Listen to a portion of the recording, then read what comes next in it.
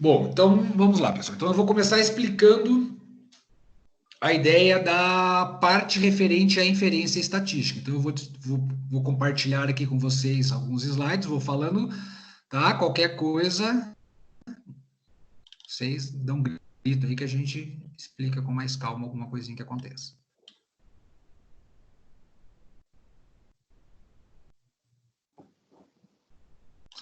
Bom, pessoal, então aqui eu peguei aqueles slides basicamente que eu tinha disponibilizado para vocês, mudei alguma coisinha, né? Tirei a parte mais de cálculos manuais, então aqui a gente vai trabalhar basicamente com a ideia desses conceitos e a parte de interpretação. Legal? Então vamos lá. Bom, então quando a gente começou a nossa disciplina, né, a gente falou dessa parte aqui de duas partes, digamos assim, da estatística, né? A gente tem a parte de estatística descritiva, que é o que a gente trabalhou basicamente até o momento, né, onde a gente tem lá pegar um conjunto de dados e fazer uma análise descritiva desses dados através de tabelas, gráficos, cruzamentos de variáveis, porcentagens, cálculo de medidas descritivas, média, desvio padrão. Já fizemos algumas atividades até com esses cálculos no Excel, né? O primeiro trabalho de vocês foi em cima de todo de estatística descritiva. Mas a estatística não é só isso. Ela tem também uma parte de inferência estatística que a gente vai começar a trabalhar a partir de hoje, né? Que é a gente pegar esses resultados que a gente analisou e fazer a tal da generalização dos resultados da amostra que a gente está utilizando para toda a população. Então, é nessa parte que entram coisas que vocês devem estar vendo já quando vocês estão lendo artigos científicos de outras disciplinas, de qualquer área, né, que entra lá a parte dos testes, teste T de student, vocês devem ter ouvido falar já, teste aqui quadrado, teste de ANOVA, né, a ideia também de estimação intervalar, intervalos de confiança para odds, né, para valor de média. Então, são esses procedimentos que a gente vai conversar a partir de agora. Legal? Então, são técnicas de inferência estatística. Então, a ideia da inferência estatística a gente pode resumir como que está aparecendo para vocês agora. A gente tem uma população, dessa população a gente pega parte dela, que é a amostra, e aí, com base na amostra, que é o que a gente tem, né, os dados que a gente consegue analisar, a gente vai generalizar os resultados novamente para a população, a gente vai inferir, né? Então, existe um parâmetro, que é aquele verdadeiro valor da população, por exemplo, a média real da população, a porcentagem real da população, que a gente não tem, né? A gente trabalha apenas com a amostra.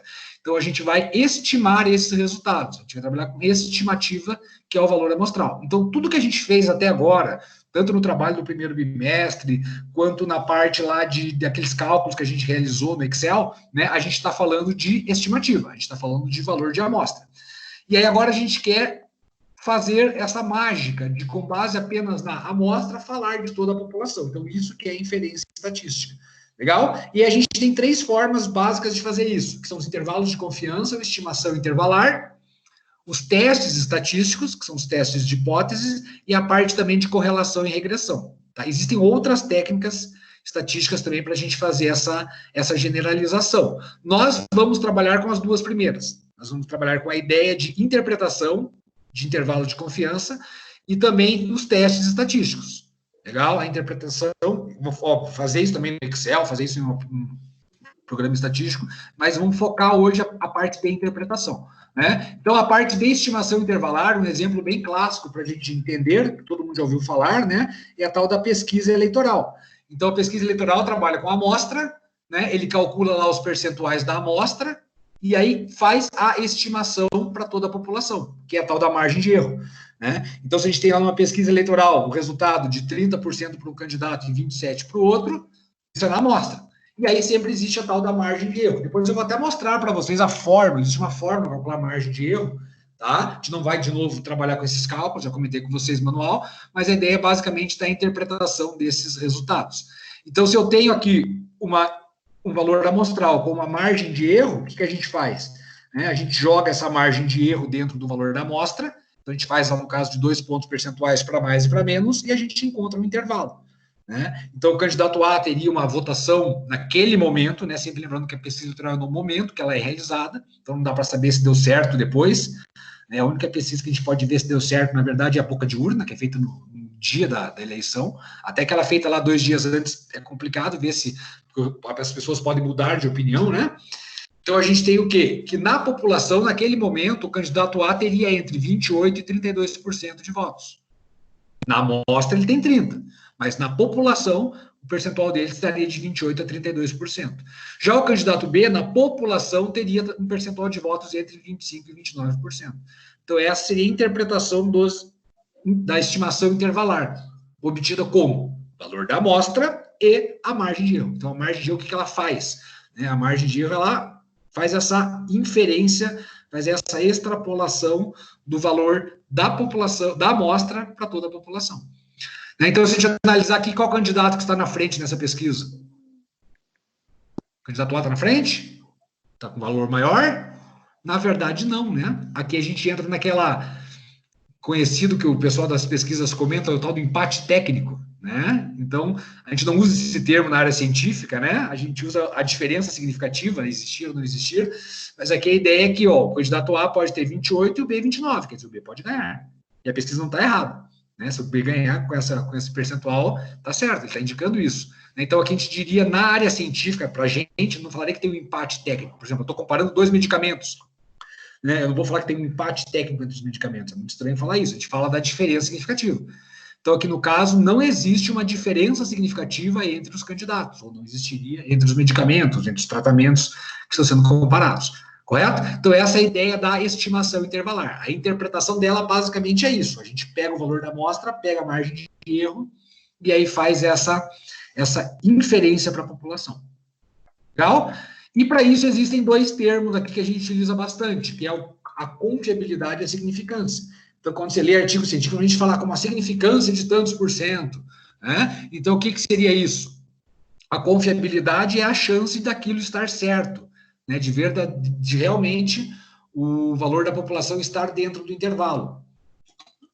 E a significância é a chance daquilo estar errado. Então, na estatística, embora ela seja uma ciência exata, né? Ela trabalha com a probabilidade de estar errado, né, da inferência que você está fazendo estar errado. E a gente basicamente utiliza esses valores aqui de confiabilidade, né, de 90%, 95%, 99%, 99,9%. Correto? Essa parte aqui que tem a ver com a parte da probabilidade que a gente viu anteriormente, né? Então, esses valores de probabilidade é que vão definir a forma de cálculo dessas medidas e também a parte da interpretação. Então, por exemplo, a pesquisa eleitoral trabalha com uma significância de 5%. Então, aquele intervalo lá que eles apresentam tem uma chance de estar errado de 5%. Tá? Então, essa é a relação que existe aí de probabilidade que a gente tinha visto para isso. Tá? E aqui da forma. Então, é disso que vocês escaparam com essa pandemia aí, né? Então, com o nosso isolamento social, com essa tragédia toda aí, a gente teve uma parte que a gente não vai trabalhar com essas contas. Correto? Então, aqui seria a fórmula para calcular a margem de erro. Então, a margem de erro ela vem de uma expressão estatística, matemática, né, que considera a confiabilidade, então esse Z lá, o valor da tabela da distribuição normal, que a gente viu anteriormente, né, ele entra dentro do cálculo, então a gente viu aquilo para mostrar que aqueles conceitos de probabilidade, eles estão envolvidos aqui dentro de toda essa parte de inferência estatística, legal? E aí ali a gente tem a proporção estimada e também o tamanho da amostra como componentes desse cálculo. Tá? A gente não vai fazer essa conta, não se preocupem, tá? Mas a ideia é você entender a interpretação. Tranquilo? Com relação à parte de interpretação, alguma dúvida? Então, basicamente, seria isso. Vou dar uma voltada ali tirar um pouquinho daqui, só para ver se tem mais alguém esperando para entrar. Sempre tem alguém que está chegando aqui, eu vou admitindo as pessoas. Entrou mais alguém? No fórum aqui, nenhuma dúvida, no chat. Beleza. Ok, então vamos retornar aqui. Então, essa é a ideia da parte de estimação intervalar, pessoal. A gente pega o valor da amostra e com ele, então, a gente generaliza para toda a população, tá? Então, na pesquisa eleitoral existe lá o termo do empate técnico, que a gente não usa na área científica, na área acadêmica, a gente usa a ideia de diferença significativa, tá? Quando a gente está fazendo comparação. Então, agora eu vou mostrar para vocês 2 tipos de intervalo para a gente entender a interpretação. Então, quando você estiver lendo os artigos lá para fazer o trabalho de vocês do Petyacutia, né? E aparecerem essas coisas para a gente entender o que isso significa. Tá? De novo, isso aqui tem cálculos, tem contas horrendas que a gente não vai se preocupar, a gente vai basicamente pensar na parte da interpretação. Então, existem 2 tipos básicos aqui de intervalos de interpretação, né? A gente tem o intervalo para diferença de médias e o intervalo de odd ratio também. Tá? Então, qual que é a ideia do intervalo de confiança para diferença de médias? Então, estamos comparando dois grupos. A gente pode pegar a média dos dois grupos e ver se tem ou não tem diferença entre elas, que foi o que a gente fez similarmente agora naquele exemplo lá da pesquisa eleitoral. Então, se em algum trabalho que você está lendo, em algum artigo, aparecer esse intervalo de confiança para diferença de médias de dois grupos, né? Qual que é a ideia disso? A gente pega a média de um grupo menos a média do outro. Então, quer dizer o quê? Se os grupos forem iguais, essa diferença vai ser zero. Correto? Quando a gente pega a amostra, dificilmente vão ser exatamente iguais. Então, vamos supor, uma média lá de peso deu 78 quilos, a outra deu 75. Então, deu uma diferença de 3 quilos. Mas, de novo, essa diferença é na amostra. Questão, será que essa diferença é significativa? Então, deu uma diferença de 3 quilos na amostra. Mas, no intervalo, a gente faz o quê? A gente fala qual seria a diferença na população. Então, ela vai estar de tanto a tanto. Então, a gente cria um intervalo para a gente poder interpretar em cima dessa diferença. Legal? Então, para a interpretação desses intervalos de diferença, a gente sempre olha para o valor zero. Tá? Então, quando o valor zero estiver contido dentro do intervalo, significa o quê? Que a diferença entre eles pode ser zero. Ou seja, se ela pode ser zero, ela não é significativa. Essa é a lógica que a gente tem para a interpretação. Então, por exemplo, fiz a diferença da média lá de dois grupos. Então, o intervalo de confiança deu um intervalo de 0,33 a 2,55, por exemplo. Então, o que significa isso? Que a hora que eu pegar um grupo menos o outro, a diferença dessas médias, do grupo A menos o grupo B, vai estar de 0,33 unidades até 2,55. Então, o que isso significa? Que é diferente. Que a diferença entre eles é significativa. Que o primeiro grupo tem um valor maior. A hora que eu faço o primeiro menos o segundo, deu sempre um valor positivo. Então, eu vou dizer o quê? Que tem uma diferença significativa entre as médias e que o primeiro grupo apresenta uma média maior, porque os dois valores estão do lado positivo. Entenderam a ideia? Aqui no segundo, a mesma ideia. Só que agora, os dois valores estão do lado negativo. Então, sempre que você estiver lendo um artigo científico, se deparando com análise, e aparecerem esses intervalos para diferença, é dessa forma que a gente vai trabalhar. Então, no segundo caso, também deu uma diferença. Só que o que aconteceu? O primeiro grupo tem uma média menor. Na hora que eu fiz ele menos o outro, deu valor negativo. Então, a ideia da interpretação seria isso aqui. A gente olha para o intervalo de diferença de médias e vai ver os sinais, basicamente, desses resultados. Olha o que aconteceu no último. Pode tanto ser negativo quanto positivo. Quer dizer, o zero, a diferença zero, está dentro desse intervalo. Então, ela é um resultado possível. Então, a gente não pode afirmar que tem uma diferença significativa. Então, basicamente, é dessa forma que a gente trabalha com a interpretação desses intervalos. Então, se estiver lendo um artigo, aparecer alguma coisa de intervalo de diferença, você vai sempre pensar nesse formato. Tá? O zero está contido no intervalo, terceiro caso, então a diferença pode ser zero, a diferença entre eles não é uma diferença significativa. A gente não pode afirmar que na população um é melhor que o outro. Beleza? Entenderam a ideia dessa interpretação? Deixa eu voltar aqui e ver se tem alguma pergunta, alguma coisa aqui no chat, alguém para entrar na aula ainda. Prof, eu acho que a gente não consegue mandar mensagem no chat porque tá dizendo que a gente não é membro. Ah, é. Então falem, tá? Gritem. Alguma dúvida? Alguém pode falar, por favor? Eu vi que algumas pessoas conseguiram, que tem um aqui, ok, beleza, mas nem todo mundo está conseguindo. Então, alguém tem alguma dúvida, pessoal? Entenderam a ideia da interpretação? Tá? Então, basicamente, a gente vai trabalhar aqui, lembrando, a diferença de médias, tá? A diferença de valor, um valor menos o outro. A gente vai trabalhar dessa forma. Algo a ser comentado? Então, seria basicamente isso, tá? Um outro intervalo também que vocês podem se deparar, e tem muito em artigos científicos, é a tal da odds ratio. Vocês não tiveram epidemiologia ainda, né? Vocês vão ver essas informações com mais calma no futuro. Mas o que é uma odds ratio? Ele te dá uma razão de chance. Então, a diferença aqui não é, ele não está fazendo uma diferença, uma subtração de valores. Tá? A odds ratio faz uma divisão, uma razão. A gente viu lá no início, também a parte da razão, né? A gente fez a variação percentual. Então, a ideia é meio similar a isso. A odds trabalha com uma divisão. Então, ele pega uma razão, né, entre os expostos e os não expostos a um fator de risco. Então, ele vai ver se tem uma chance maior de desenvolver a doença. Nessa divisão, vamos pensar matematicamente, né? Se eu divido dois números e eles forem exatamente iguais, qual é o resultado dessa divisão? Então, aqui é o valor 1. Então, a diferença é que quando a gente trabalha com intervalos de razão, e um exemplo deles é o da odds ratio, o nosso valor de referência para a diferença significativa não é mais o zero. Porque quando não houver diferença, a divisão dos valores vai ser 1. Então, quando não houver diferença nenhuma, essa divisão vai ser o valor 1. Então, a gente trabalha com essa interpretação se baseando na razão 1. Tá? Aqui nunca vai dar negativo, então, diferente do anterior, ele sempre vai estar trabalhando com valor positivo, que está dividindo duas quantidades positivas. Tá? Então, é com base no resultado 1 que a gente vai falar em diferença significativa ou não, né? Em fator realmente de risco, que tem um risco significativo para a doença ou não. Correto? Então, a diferença é essa. Intervalo para diferença, a gente trabalha com um sinal positivo e negativo, e o 0 é o nosso ponto de referência. Aqui é o valor 1. Então, se eu dividir lá, né, a chance da pessoa ter uma doença em relação ao fator de risco, de ter ou não ter o fator de risco, e o nosso resultado deu ali de 2,55 a 5,75, como que a gente interpreta isso? Né? Que esse valor é significativo. Por quê? Porque o valor 1 não está dentro do intervalo. Então, a chance da pessoa que tem aquele fator, né, desenvolver a doença vai ser de 2,55 a 5,55 vezes maior a chance de quem não tem o fator de risco.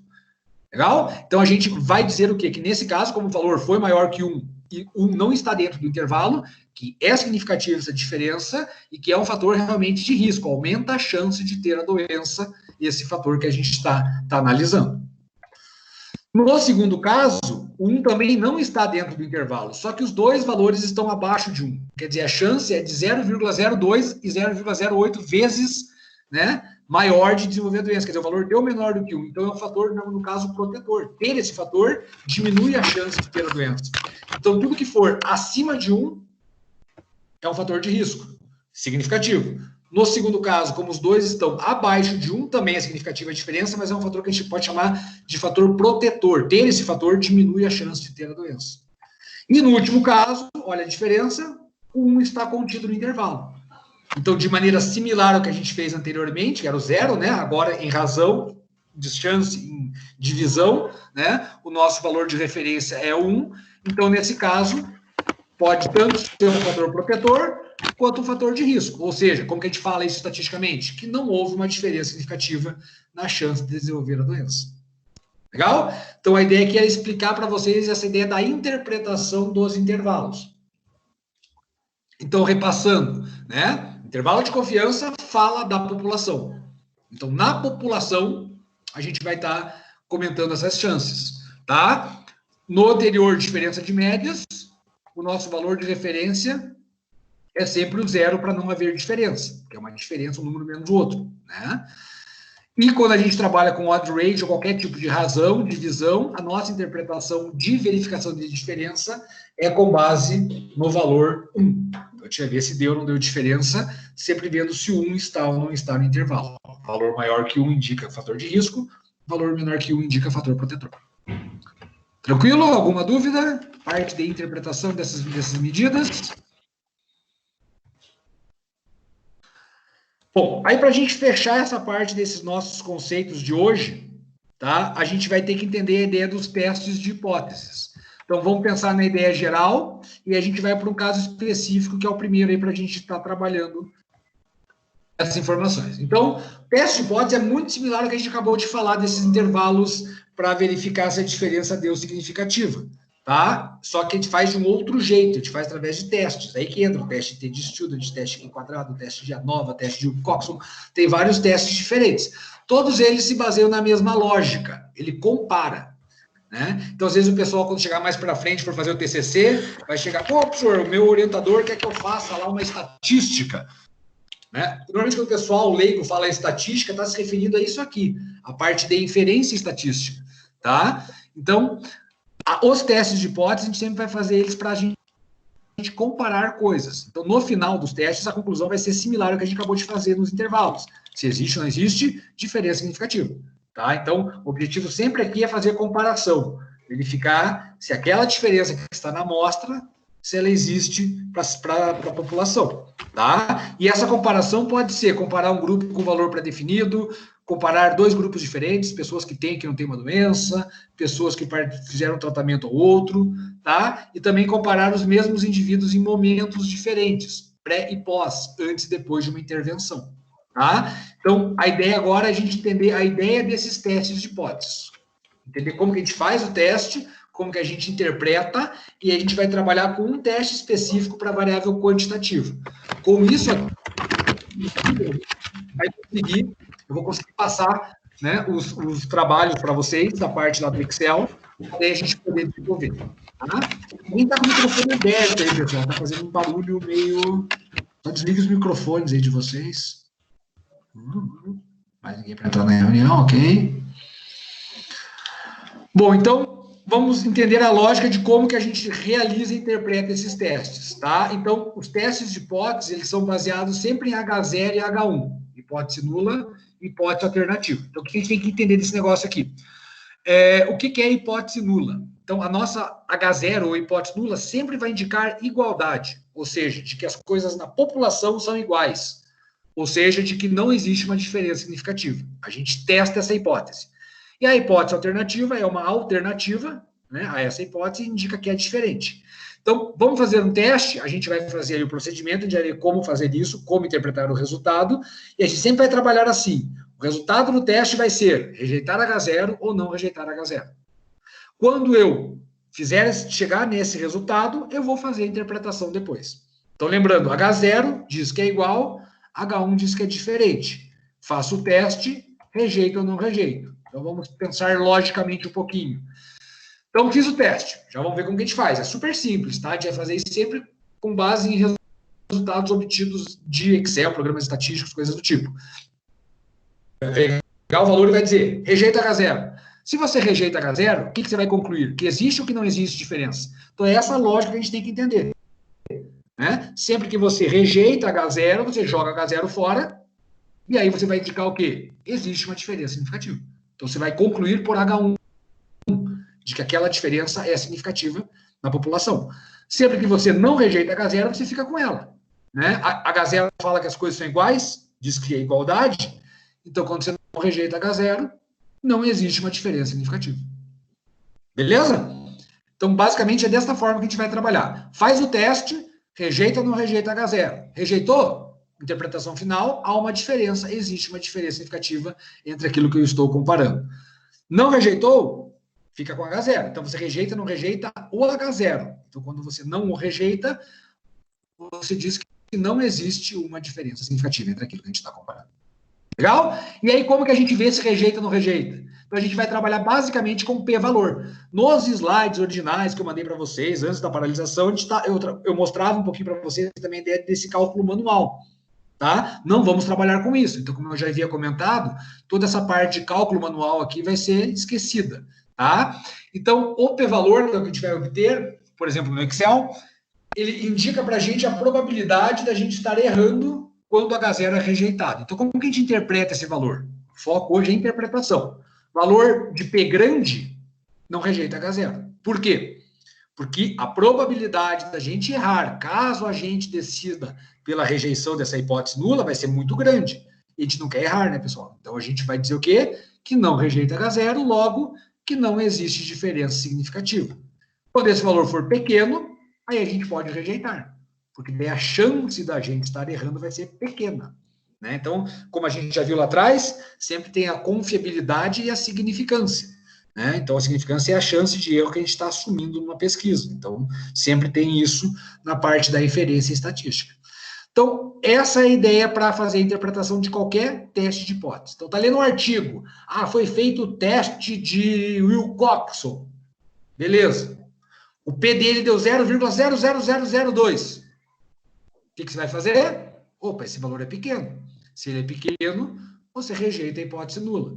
Se você rejeita a hipótese nula, existe uma diferença significativa entre aquilo que está sendo comparado na pesquisa.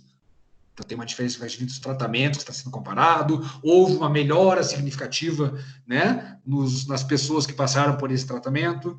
Então, em resumo, a gente sempre interpreta, quando você for ler um artigo científico a partir de agora e aparecer esse P, é desta forma que a gente faz a sua interpretação.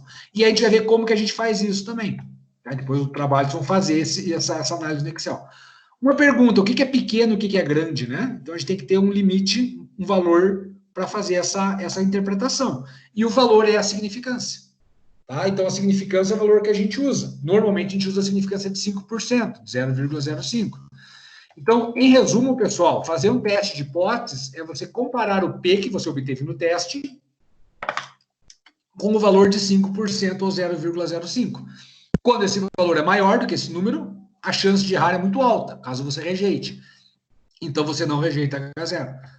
Quando esse valor for muito baixo, menor do que 0,05 no caso, você rejeita H0. Você vai dizer que ocorreu uma diferença significativa entre os valores. Então, de novo, a interpretação desse valor é extremamente simples e direta, tá? Você vai comparar ele com o 0,05 e aí, quando for maior, não rejeita H0, não deu diferença. Quando ele for menor, rejeita H0, deu diferença. Então, esse slide aqui é o que você sempre vai estar olhando quando você for fazer um teste de hipótese, um teste estatístico, tá? É aqui que você vai fazer a tua conclusão. Fechou? Bom, então, resumindo a história, né? Você vai basicamente formular suas hipóteses, H0 e H1, olhar para o p-valor, menor que 0,05 rejeita, maior não rejeita, e aí você faz a interpretação final do teste de hipótese. Então, essa é a parte conceitual dos testes. E agora, para a gente fechar essa nossa aula de hoje, o que eu quero que a gente faça que é a parte de testes para variáveis numéricas. Então, a gente vai fazer alguns exemplos disso, agora com o exemplo fica mais fácil vocês entenderem, tá? E a gente vai trabalhar aqui com dois testes. O teste F, que compara variâncias. Então, no final de um teste F, você sempre vai estar me dizendo se tem ou não tem diferença significativa entre as variâncias. Legal? E depois o teste T de Student, que é o que a gente vai usar para comparar as médias. Né? Então, eu quero fazer uma comparação, por exemplo, né, do antes e depois do tratamento. Eu vou comparar a média antes com a média depois. Então, na estatística, a gente sempre compara no geral, em média. A gente não compara pessoa por pessoa. Então, eu vou fazer um teste T de Student para comparar essas médias. Né? Ou eu estou comparando um grupo com outro, pessoas que fazem e que não fazem atividade física. Média de quem faz e média de quem não faz. Vou ver a diferença entre eles. Correto? Então, é o teste T de Student que a gente utiliza nessa comparação. Mas por que tem aquele F antes ali, né? Por esse motivinho aqui. Quando a gente faz o teste T de Student, a gente tem que saber qual dos três tipos a gente vai fazer. Tá? E aí, quando a gente for fazer no Excel, que é a missão futura, né? Depois eu vou passar uns vídeos de como fazer isso no Excel, sobre o trabalho, explicando certinho para vocês irem desenvolvendo, tá? Quando a gente for fazer um teste estatístico, um teste T para comparar as médias, a gente tem que descobrir primeiro qual dos três que a gente faz. Então, é um teste T independente com observações, com observações independentes com variâncias supostamente iguais, independente com variâncias supostamente diferentes ou dependente. Então, a gente tem que descobrir isso com as nossas próprias forças. Então, para a gente descobrir isso, a primeira coisa é verificar se é dependente ou independente. Então, está aqui um resumo para vocês. Está trabalhando com grupos diferentes, com pessoas diferentes, com indivíduos diferentes? São dois grupos independentes. Então, é um grupo e outro grupo. Então, a gente trabalha com observações com o teste T independente. Está pegando as mesmas pessoas em momentos diferentes, então está vendo a eficiência lá de um medicamento, por exemplo, antes, depois da sua aplicação, ou de uma intervenção cirúrgica, né? Aí você vai ter o quê? Ele e ele de novo, né? Então a gente trabalha como dados dependentes ou pareados. Então, é muito comum usar teste T pareado. É esse caso aqui, é o caso do dependente. Correto? Então, o primeiro passo é a gente ver se é dependente ou independente. Depois, voltando no slide anterior, dependente resolveu o nosso problema, né? É o terceiro caso. Então, o terceiro tipo ali são observações dependentes. Se a gente vai para aquele caso, faz o teste, obtém o P e interpreta. Agora, o problema é quando a gente trabalha com dois grupos, né? A gente tem observações independentes e aqui a gente tem que ver se as variâncias são supostamente iguais ou diferentes. Porque o teste T tem um tipo para variâncias supostamente iguais e outro tipo para variâncias supostamente diferentes. Né? O que muda? Mudam as fórmulas. Né? O que muda no Excel? A gente tem que indicar para o Excel que fórmula usar. Ele não é tão bom assim. Né? Ah, mas eu vou usar um programa estatístico, o SPSS, o SAS, não sei o quê. Você vai ter que indicar para o programa estatístico se é independente com variância igual ou diferente, ou se é dependente. Então, a gente sempre tem que passar essa informação para conseguir obter o valor, para conseguir interpretar. Legal? Então, aqui está entendido, acho, o porquê da variância. Então, eu coloquei em roxo ali, né? Variâncias iguais ou variâncias diferentes. Então, é aqui que entra aquele teste F. Então, o teste F, na verdade, pessoal, sozinho não serve para nada, tá? Comparar variância não é o nosso objetivo, é comparar médias. Mas no teste F, eu vou indicar se a variância é igual ou diferente. Importantíssimo. Para quê? Para saber se eu uso o primeiro ou o segundo tipo de teste T. Legal? Então, o F vai me indicar o tipo do teste T que eu vou usar. Se é independente com variância igual ou diferente. Quer dizer, eu só faço ele quando eu tenho observações independentes. Quando eu tenho os mesmos indivíduos antes e depois, por exemplo, que é o dependente, a gente vai direto para o terceiro tipo de teste, que é o teste com observações dependentes. Então, essa é a lógica do teste T, tá? A gente vai fazer um teste T, a gente vai comparar essas médias, mas o primeiro passo é saber qual dos três fazer, para fazer, e depois conseguir interpretar o seu resultado. Beleza? Bom, agora aqui eu repeti os p-valores, né? E aí o que eu preciso para a gente fechar a nossa aulinha de hoje? Então, qual que é a ideia? Então, a ideia é que você consiga entender essa lógica aqui de testes de comparação hoje de duas médias, tá? Então, eu quero fazer uma comparação de dois grupos. Por exemplo, quem faz e quem não faz atividade física, né? Homens e mulheres, pessoas que têm uma doença que não têm, tá? E aí entra a parte da coleta de dados. Então, eu coletei dados, tenho dois grupos, e aí a gente calcula média, desvio padrão, porcentagens, se for o caso, né? Já vimos tudo isso nos trabalhos anteriores, nas atividades anteriores, né? Então, eu peguei lá dois grupos, depois vamos fazer esse trabalho também no segundo bimestre, vamos obter dados, vamos ter esses grupos, vamos fazer esses cálculos, tá? E aí, eu peguei os dados dos grupos e tive lá a média do primeiro grupo, 94,4 miligramas por decilitro, média de glicemia, e o grupo B, fiz a média também, deu 97,6. Então, olhando aqui, o que eu vejo? Tem uma diferença entre esses grupos. O B tem uma média maior. Só que é aí que entra o detalhe que você tem que entender a diferença estatística. Essa média maior na amostra. Será que essa diferença do A para o B é significativa? Será que eu posso afirmar que realmente o B tem uma média maior na população? Essa é a ideia básica dos testes de hipótese, dessa parte de inferência estatística. Tá? Então, para esse caso, eu quero que você me indique duas coisas. Primeiro, qual o teste que a gente vai fazer para comparar a glicemia dos dois grupos? E depois, que conclusão você chega com esse teste? Então, é isso que a gente precisa entender hoje, tá? Quero comparar? Tem diferença na média da amostra? Sim, tem. Sempre vai ter. É quase impossível duas médias exatamente iguais. Essa diferença é significativa? É o nosso objetivo. Então, quando a gente fala, né, quando o orientador de vocês lá no TCC ou de um trabalho científico fala, eu quero estatística, normalmente ele está se referindo a isso, né? A média já é uma estatística, mas a gente quer saber se essa diferença é significativa, tá? Então, primeiro, quero comparar os dois grupos. Que teste que eu vou fazer? Bom, eu vou comparar a média, teste T. Então, eu quero ver se, em média, existe ou não existe uma diferença significativa entre esses grupos. Então, eu vou fazer um teste T de student. Aí vem a pergunta, qual? Né? Então, a gente tem que entender que a gente tem três testes T de student. Então, voltando aqui, a gente tem o independente com variâncias supostamente iguais, o independente também, só que com variâncias diferentes, e o dependente. Então, a gente sempre, o primeiro passo é dizer qual desses três a gente vai usar. E a gente vai responder isso primeiro. E depois, ver o resultado final dele. Então, a primeira coisa que a gente tem que pensar é se é dependente ou independente. E aí, retomando aqui, a diferença é essa. Independente, grupos diferentes, indivíduos diferentes, e o dependente são os mesmos indivíduos em momentos diferentes. Então, nesse caso, dependente ou independente? Independente. Né? Porque eu estou trabalhando com indivíduos diferentes. Se é independente, primeiro eu tenho que ver as variâncias. E aí que entra o teste F. Então, ali eu já estou passando o P-valor para vocês. Isso que depois eu vou mostrar para vocês como fazer no Excel, né? Ou usando um programa estatístico. Ou quando você lê um artigo, vai estar lá o P. Ele vai te apresentar o valor de P. Legal? Então, o P do teste F foi 0,0029. Com ele, eu vou ver se eu rejeito ou não rejeito H0 e vou concluir. O P do teste T é 0,1358. Então, para a gente achar esse P do teste T, quando a gente for fazer depois exemplos de vocês encontrarem, tá? A gente precisa informar qual é o tipo do teste T que a gente está utilizando.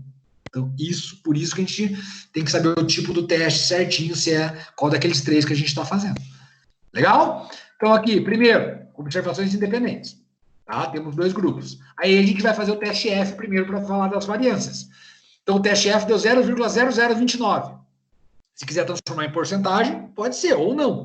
Né? Então, você pode falar 0,0029 é menor do que 0,05. Trabalha tudo em valor decimal. Ou transforma tudo em porcentagem. 0,29%, multiplica por 100, né? É menor do que 5%. E aí vem aquela parte da interpretação do P. P menor do que a significância, rejeita H0. Então, sempre é esse critério que a gente usa. Maior ou menor que 5%. Deu menor? Rejeita H0. Se rejeita H0, tem ou não tem diferença? Tem diferença. Então, menor do que significância, rejeitou H0. H0 fala que é igual. Se eu joguei fora igual, eu vou dizer que é diferente. E aí está aqui a conclusão do teste F. Então, sempre, pessoal, importantíssimo é esse ponto, tá? A interpretação do F vai ser o tipo do teste T que você vai fazer. Então, nós vamos fazer um teste T de student, vamos comparar as médias, são observações independentes, são dois grupos, então vamos fazer um teste T com observações independentes, com variâncias supostamente diferentes. Por quê? Porque eu rejeitei o H0 no teste F. Então, é esse o tipo do teste que eu vou fazer. E aí eu faço depois o teste. Né? Então, depois eu vou mostrar para vocês, por exemplo, no Excel, como que a gente faz, usa uma fórmula mágica, fala para o Excel que é esse tipo de teste, e ele te dá o p-valor e você interpreta. Bom, retomando lá o dado do exercício, o p-valor deu 0,1358. Então, 13,58% agora é maior do que 5. Quando é maior, o que eu faço? Eu não rejeito H0. Entendido? E aí vem a interpretação final. Então, o grande cuidado aqui é, o F te deu a variância supostamente igual ou diferente. Fizemos o F porque tínhamos observações independentes. O T te dá a comparação agora das médias. Então, agora você vai dar uma interpretação final de se existe ou não existe diferença significativa nas médias. Tem uma aluna tentando entrar. Então, vamos admiti-la. Beleza? Então, pessoal, basicamente é essa interpretação que a gente vai fazer. Então, retomando aqui, tá? Observações independentes, olhamos para o F, menor que 5, rejeita H0. Se rejeita é diferente. Variâncias supostamente diferentes. Fechou? Então, o F me diz o tipo do teste T. Aí, o teste T, a gente vai lá para o valor de 13%. Maior, não rejeita H0. Conclusão final disso? Não existe uma diferença significativa entre as médias dos grupos. Legal? Então, basicamente é isso. Então, eu comparando lá a glicemia dos dois grupos, embora o grupo B tivesse uma média um pouco maior, né, essa diferença entre eles não era significativa. Não existe uma diferença significativa entre aqueles dois grupos. Então, não tem uma diferença na glicemia entre eles. Tem na amostra, mas essa diferença não é significativa. Então, basicamente é isso aqui que eu preciso que vocês entendam. Tá? Na sequência, então, eu vou mandar para vocês até alguns exercícios disso aqui, tá? Para vocês testarem um pouquinho essa interpretação, para depois conseguirem fazer a parte do trabalho. Então, no trabalho, vocês vão fazer isso. Vão coletar dados numéricos, vão ter dois grupos, né? Vão obter a média, o desvio padrão, como a gente já fez anteriormente nesses grupos, e fazer esses testes aqui. Tá? Então, você vai me indicar o tipo do teste que você vai fazer, né? E a interpretação final desse teste também, tá? Aqui tem uns exercícios para vocês depois testarem, treinarem, tá? Aí vocês conseguem entrar ali depois. Isso aqui está nos slides originais que eu passei para vocês, né? Depois dessa parte dos testes, está lá também o link. Depois tenta para ver se estão conseguindo fazer a interpretação, tá? Tem também esses exercícios para vocês responderem. Beleza? Aí eu coloquei aqui alguns exercícios, sequência da disciplina aqui, mas a gente vai por hoje, acho que tá bom já de informação, né? Pessoal, com relação a principalmente essa parte de interpretação do teste T de Student, alguma dúvida? Então, a ideia é que vocês tentem fazer aqueles exercícios, tá? Daquele que eu mostrei para vocês ali agora. Essa lógica. Só um detalhe, e se for, por exemplo, observações dependentes, né? Se for antes e depois de uma intervenção, o F não entra, tá? Então, o teste que você faz é o dependente, você não precisa fazer o F, e aí você interpreta direto o teste T.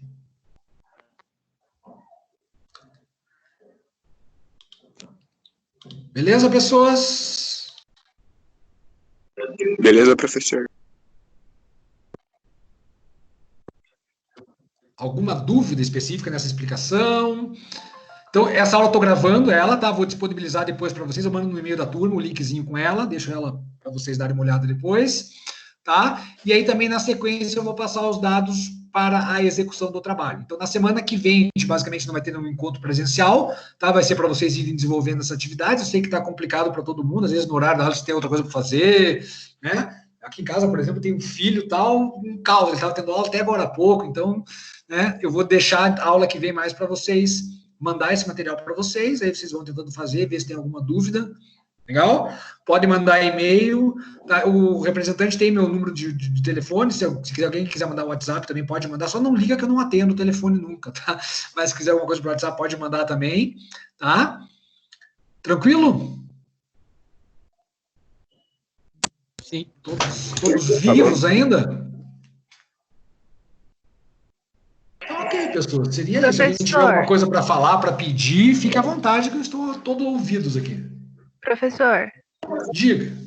Esse exercício pelo Forms, a gente tem um prazo para te mandar ou é só para a gente treinar mesmo? Esse é só para treinar mesmo. Legal? O que eu vou cobrar de vocês mesmo é a parte dos trabalhos. Tá? Aqui é só para você ver se você entendeu realmente. Fica tranquilo.